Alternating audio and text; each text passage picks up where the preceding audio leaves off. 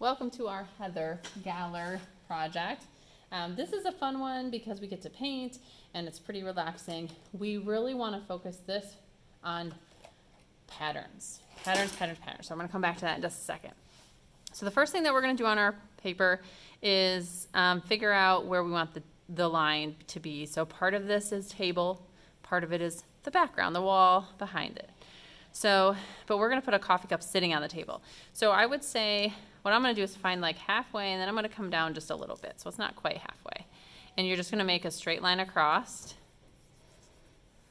the page. Okay, now that goes a little crooked, but. So table, wall. Okay, this is my wall. This is my table. Why don't you go ahead and put your name on the back of this right now before we get it wet with paint. And then we're really thinking about those patterns. So patterns are so important. Your brain is wired to recognize and look at patterns. You do this without even realizing it. If you've ever driven through one of those subdivisions where the houses all look the same and you thought to yourself, all these houses look the same, it's because your brain noticed the pattern.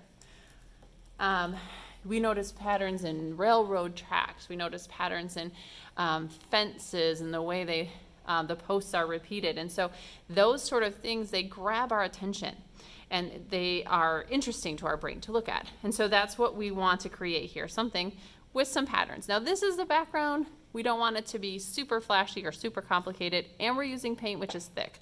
So we're talking about some simple patterns here. I think that I'll do some diagonal lines in here, and this might even disappear when I paint, and I might have to put them back in.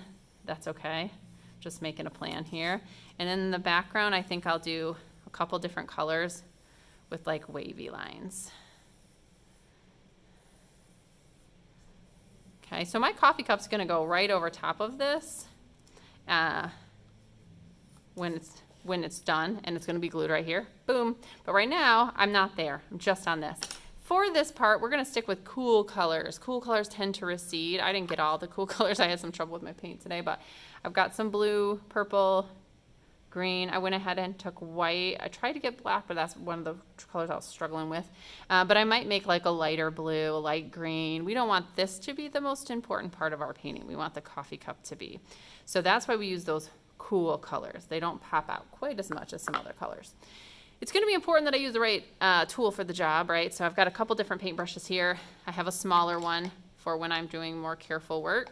And then I have a big one. If I wanted to paint all of this wall one color, if you want to paint all your wall blue, let that dry, and then come back and put color squares on top of it, that's fine. The only thing to keep in mind is that we're using tempera. There's definitely a chance that your background paint will somewhat mix with whatever you put on top of it, because tempera turns back into paint when it gets wet again. So even though it was dry, if we are putting wet paint on top of it, if we're painting it a number of times and moving it around, it's going to start to mix. So, but you could easily put like little squares or even polka dots if you wanted to over top of another color, or you can draw them out the way that I have. I think I'll paint this and come back and put the lines, but in here I will paint the individual back and forth between two colors. So I have a big paintbrush that I probably don't want to use for these wavy lines, but I could definitely use for this bottom part. I also have paper towels so that I can dry my brush as needed, so I don't make my paint too runny. So I'm going to paint the table first. All right, I've gone ahead and painted green on the bottom. I'm kind of letting that dry a little bit, and then I'll put those diagonal lines back in. And then I have made up a color to use back here.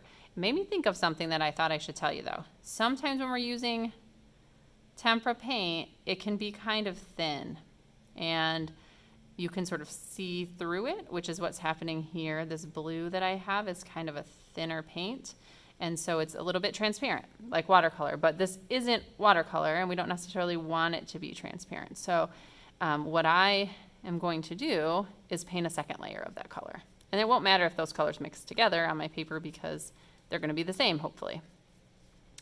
So if your paint looks kind of thin, if you're seeing lots of brush strokes in it, if you're seeing the color of the paper through it, then you might want to do a second coat after it's dry. If you're mixing a color together to make a light blue, or, you know, adding black or white or two colors together to make a tertiary color, then you're going to want to try to mix enough of it to cover the area so you don't have to keep trying to make more and more of it. So that's what I tried to do. If I run out, I'll have to do my best to make something similar when I add my second coat. All right, so let's go ahead and take a look, though, before I pause the video again, at putting those lines in down here. I wanted to make black lines, but I'm having trouble with my black paint that I have right now, so I'm gonna use purple lines. And now I just used that thinner, it's my smaller brush, so it's pretty wet, so I'm gonna dry it out. So I don't want this paint to flow like watercolor all over my paper. I wanna take control of it.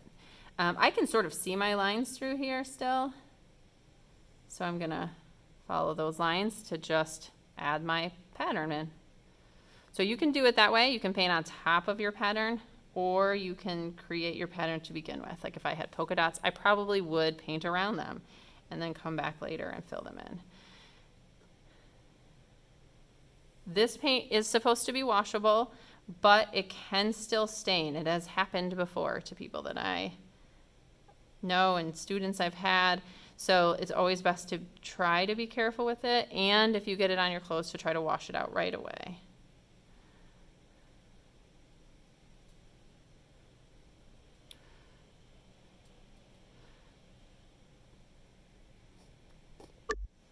So quick little update here. I'm putting in the last color for my background. I did go back and do a second layer on the blue, and that's looking really good and nice and opaque. Opaque is the opposite of transparent, so it means it's not see-through anymore. But now I'm putting this purple on and surprised to see that it's pretty transparent. So I will need to do a second coat of the purple as well. So you just have to watch for that. When do you need a second coat? And it's best to do your second coat when it's at least partially dry, partially to fully dry. If I do it right away again, it won't be as effective. So I'm gonna, paint them all and then come back through. That's gonna be the best way. You do end up getting paint on the table. You might notice it's kind of hard to avoid that when you paint the edges. It washes right off. Just make sure you wash your table well. And that's about it. This is day one. We're gonna let this dry and make sure you've covered it as well as you can.